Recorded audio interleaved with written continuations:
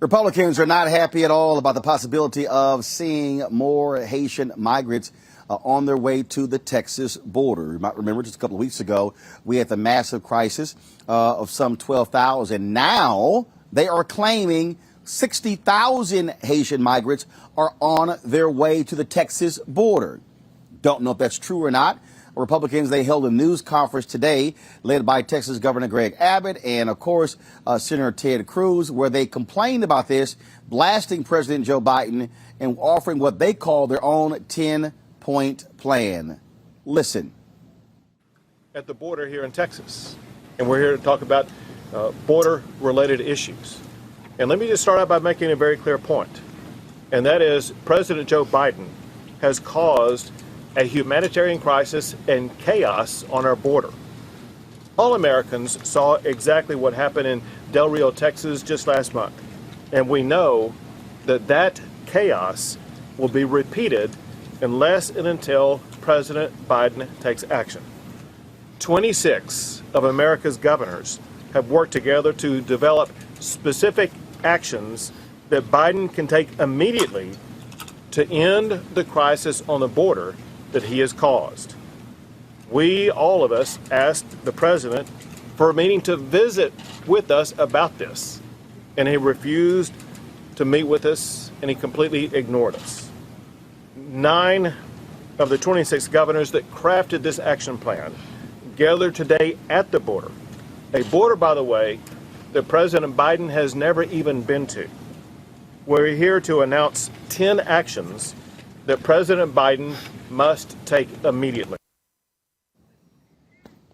Well, that's a whole lot of whining and complaining by Texas Governor Greg Abbott, and so that's what we expect. All right, let's talk about this with our legal panel. A. Scott Bolden, former chair, National Bar Association Political Action Committee, lawyer based out of Washington, D.C. Robert Patillo, of course, Rainbow Peach Tree Street Project there in Atlanta. Glad to have him. And also someone who keeps running his mouth about Oklahoma Sooners, and he'll be experiencing their losses very soon. Demario Solomon Simmons, civil rights attorney, founder for Justice for Greenwood out of Oklahoma. Glad to have all of you on today's show. And so let's deal with this. I guess I'll deal with Demario. You're the closest to the Texas border, being there in Oklahoma. I mean, what you have here are Republicans who just throw out anything. They throw everything out. And it's Biden is trash. Oh, my God, immigration is killing us. But again, these are the same people who will say nothing about these companies that are hiring folks who are illegal immigrants, or some call them undocumented workers, because then the Chamber of Commerce won't be too pleased with that.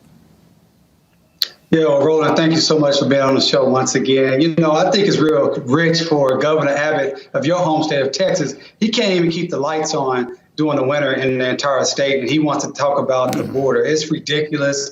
It doesn't make any sense for him to be there and to say that President Biden has never been to the border. I mean, this guy's been in elective office for 40, 50 years. I'm sure he's been to the border. So it's obviously just grandstanding. And we know that they don't want any black and brown people, but they especially hate Haitians. And we know the history of Haiti, and while particularly white supremacists like Greg Abbott hate Haiti because they were the first black free republic in the Western world. They fought against the British, the French, and the Spanish to get their freedom. And this country and all the Western countries have done everything they can to hurt Haiti since their independence back in 1803. So I'm not surprised to see Governor Abbott and these other white supremacist governors, like my very own governor, or the governor of the state of Oklahoma. But it doesn't make any sense outside. They want to make headlines. Scott, your thoughts? Well, I think my colleague is absolutely right. I mean, black and brown people at the border, no Republicans, it seems, want that influx. But the number of people at the border trying to get to the United States of America, I don't believe, based on my reading, that it has changed much from during the Trump years, if you will. And even Trump and his alleged crackdowns, illegal crackdowns on black and brown people coming through the southern border, it simply didn't work. They kept coming. And what you would think the 9 governors would do, if you know that those statistics and that research, is say, how do we stop the appetite of our black and brown brothers and sisters south of the border, how do we cut off their appetite for wanting to come to the United States? That is, investing in their countries, such as Honduras and other Mexico and other South American cities, where we have task force or should have task force and invest dollars in human resources in stopping the gang welfare war on these young families and giving them jobs and education and opportunity. That'll reduce the flow of those who want to come to America for a better life. But America certainly doesn't invest doesn't invest enough in that approach. Not this administration or the prior administration. And we know that it works. We have case studies that show in Guadalajara, for example, the number of people trying to illegally come into the United States has been cut in half or 3/4 over the last 10 to 15 years. And so it works. And so stopping people from coming into the U.S. has never worked, if you will. And it's rooted in racism and the fact that Republicans don't want these to be future voters, but more importantly, they certainly don't want a country of color in 2043, and they simply cannot stop it through these means. And what Roland, we're dealing with here, Robert, is very simple. What we're dealing with here, Robert, is very simple. We're dealing with Republicans who follow the leads of the likes of Tucker Carlson when it comes to white replacement theory. They are absolutely scared to death of the nation becoming a nation that is majority people of color. They need to maintain their whiteness as long as possible. You're absolutely right, and I think we have to change the way that we talk about immigration as a country, because immigration is a positive for America.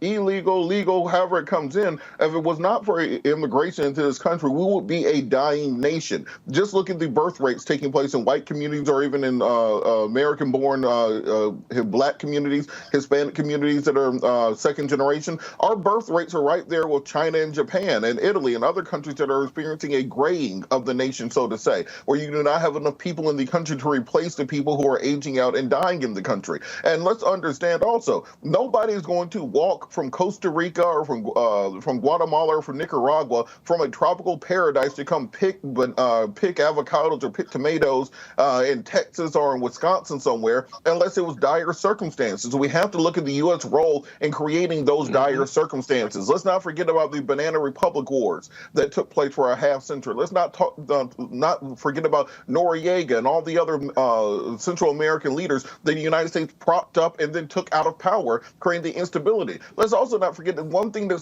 supports and finances these drug cartels is the American appetite for drugs. If we change the American drug policy, you get rid of the cartels the same way you changed alcohol policy. You got rid of the mafia, you got rid of the Al Capone and the mob, because you took their money out of it. So we changed American drug prohibition, then you change this issue from the rooter to the tutor. So what has to happen is our wonderful borders are Kamala Harris. She began the process by speaking with Central American leaders. We need to come to a tripartite pact where we take Canada, the U.S., and Central America and come to an immigration understanding, because guess what? Canada needs 20 million more people. They do not have the same benefit of legal immigration that America has to buoy their population growth. So they need more people to work in Canada. So let's find out a guest worker program where we can get people from Central and South America working in Canada, where they can then return home, because guess what? They don't want to be in the winter in Saskatchewan. They want to be back home with their families in their tropical paradises, and then you can solve the problem. But as long as we have this grandstanding and political hyperbole, like we see at the border with Greg Abbott, who is way too much like George Bush for me to trust anything that he says, and Ted Cruz and the others down there who did nothing when Trump was in office, they need to start working on some actual comprehensive immigration reform policies that will fix the problem, instead of just putting Band-Aid after Band-Aid after Band-Aid over it at the expense of the immigrants who are simply trying to find a stable life and a stable income for their families. You know, if I could add one other thing. It just doesn't. Yeah, go ahead, Mario. I just want to also add to that the racism of the fact that they are illegally not allowing these Haitians to try to apply for a refugee asylum. I mean, there is a legal process when someone comes from a country that they're experiencing political violence, or they believe that they're going to be killed or something like that. There is a process so someone can say, listen, this is my situation. This is why I'm here. They may not be here just to try to find a job or anything like that. You can't just wholesale say, hey, I'm going to put you back on the plane and send you back. That is against the law. That's against the current immigration laws, and it's also blatantly racist when it comes to Haitians, Black Haitians versus maybe say Cubans and others. Look, the thing that I think we have to, Robert said something is important, and I was engaging this back and forth with a couple of idiots on social media, and they were like, Roland, you were wrong when you were saying that immigration benefits the United States. And I'm like, fool, are you paying any attention? Why have the folks in Europe in the past decade been so violently opposed to immigration there? Oh my God, they're overrunning our country. Why? Because white people stopped screwing. Falling birth rates in most European nations. To Robert's point, to anybody who's listening, you do not have a country if you do not have people. Not only that, you have to have people working today who are paying into the Social Security system to ensure that folks are able to get benefits. And so, if you are if you're one of these 40 and 50-year-old black men who's sitting here blasting B, saying, "Oh, this is foul for us," when your ass is time for you to get your Social Security, who do you think is paying into the system in 20 years when you're 60? The person who's going to be working. This shows, and then they're taking all of our jobs. Okay, what jobs are you talking about? Can you please define what those jobs are? And if you really start breaking down these things, where you see people are working, the reality is, folks, documented workers are doing a lot of jobs that Americans don't want to do. Now, we can sit here and dance around this. We can be honest. We can have a real, honest conversation. And I don't think a lot of people really want to have that level of conversation, Scott, Robert, and Demario. And look, Roland, on this point about they, quote unquote, they took their jobs, as people like to yell out. Look, black folks been in this country since 1619. That is 400 years. I am not going to be competing with anybody who just walked 1,000 miles from Guatemala to clean white folks' toilets. I'm trying to compete for jobs in those C-suites, in the boardrooms. I want my fair share of corporate executive jobs. I want my fair share of college admissions. Don't tell me I need to fight against my Latino brother and sister, and fight against my Haitian brethren for jobs at the bottom of the economy, when my fair share of the jobs are at the top of the economy. The people I'm worried about who took my job are Bezos and Elon Musk and Richard Branson and Bill Gates. Those are jobs I'm worried about you taking. Don't tell me I got to be out here picking strawberries somewhere. No, tell me how you're going to stop them from taking those jobs from me. That's an excellent. Go right ahead, Demaris. Go right ahead. That's an excellent point, Robert. I think also that goes back to what you said earlier, Roland, that these corporations, they want this type of influx of illegal immigration because they can keep the wages low. When we say these are jobs that Americans don't want to do, Americans certainly don't want to do it for $3, $4, $5, $6 an hour. And that's what we see. We see this continuation of keep wages low, and therefore this is a system that really corporate America likes to continue to have proliferate. And I agree wholeheartedly with Robert. Look, we should be competing for top jobs with top salaries, with benefits and opportunity. People have spent 300 years of sweat labor, complete sweat equity into this nation. We have to be continuing to competing for those jobs. If you don't want these immigrants coming, then cut the demand, as you've said already. Cut the demand, right? Former President Fox of Mexico told Jesse Jackson 20 years ago, my people would do the jobs that even Americans or your people, talking about black people, won't do. Everyone was offended by it, but it had some ring of truth to it, and it still does today. And so we're not competing with those jobs, because if Americans were fulfilling those jobs in construction, in the vegetable and fruit fields of America, in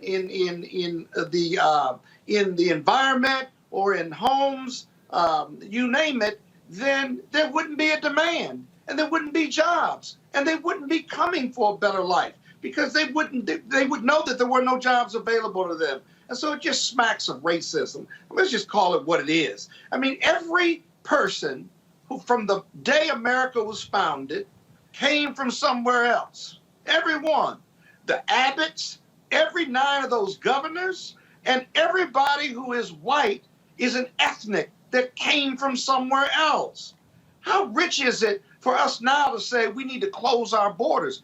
But America has a rich history. If you go over the annals of history, go over the annals of people coming over, we've always, during generations, had a penchant or test for blocking others from coming because of some economic interest. But it's actually a racial interest historically. And so we got to fight against this because we are all immigrants. And if you don't agree with that, then you're concerned about immigration and having a plan and being overrun is just rooted in racism. It really is. And they just need to come clean on that because 2043 is coming.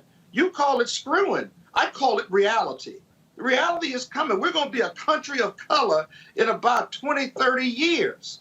It's coming. You can't stop it. No legislation can stop it unless white people start having more reproductive sex, and I can't control that. And Scott, look, this is how you know this is rooted in racism, how stupid this is. We just got off of the entire first half of this year, white employers complaining about not having enough workers who are willing to come work, raising wages, raising benefits, paying $15, $20 an hour to flip hamburgers and put french fries into a bag. You can't get Americans to even do that right now because you can you get $4 cents for every 1,000 views you get on TikTok. That is what your kids are doing. They are not out here trying to flip burgers. They're not trying to bag fries or anything along those lines. So if these Republicans were smart, in order to stop from having to raise those wages and raise those benefits to recruit workers, they will be pushing for comprehensive immigration reform so we can get guest workers into the country who will be willing to fill those roles so that the next generation of kids can work in IT, can work in media, can work on the things they're actually interested in. But it's based in racism. That's how you know exactly what their game is. But it gets worse than that. Watch this, Robert. Now, the Republicans are against raising the minimum wage, right? Most of them are against it. But if you raise the minimum wage, more Americans could get work, whether it's McDonald's or anywhere else. And those lower wages jobs, that would push wages further up for lower paying jobs. And guess what? Americans could fill those jobs. You cut off the appetite, you cut off the demand, and the supply goes away. It goes to another country. But that's the idiocy of the Republican thinking. And they're the big economic development, financially conservative, banking conservatives who want less government and more private sector entrepreneurship. But that's completely inconsistent when it comes to this immigration issue. So it's even worse than that. Folks, back to our Roland Mark Unfiltered video in just one moment. Oh, that spin class was brutal. Well, you can try using the Buick's massaging seat. Ooh, yeah, that's nice. Can I use Apple CarPlay to put some music on? Sure, it's wireless. Pick something we all like. Okay, hold on. What's your Buick's Wi-Fi password? Buick Envision 2021. Oh, you should pick something stronger. That's really predictable. That's a really tight spot. Don't worry, I used to hate parallel parking. Me too. Hey. Really outdid yourself. Yes, we did. The all-new Buick Envision, an SUV built around you. All of Time to be smart. Roland Martin's doing this every day. Oh, no punches! Thank you, Roland Martin, for always giving voice to the issues. Look for Roland Martin in the whirlwind, to quote Marcus Garvey again. The video looks phenomenal, so I'm really excited to see it on my big screen. Support this man, Black Media. He makes sure that our stories are told. See, there's a difference between Black Star Network and Black-owned media and something like CNN. I got to defer to the brilliance of Dr. Carr and to the brilliance of the Black Star Network. I am rolling with Roland all the way. Honored to be on a show that you own. A black man owns the show. Folks, Black Star Network is here. I'm real revolutionary right now. Roland was amazing on there. Stay black. I love y'all. I can't commend you enough about this platform that you've created for us to be able to share who we are, what we're doing in the world, and the impact that we're having. Let's be smart. Bring your eyeballs home. You can't be Black-owned media and be scared. You dig?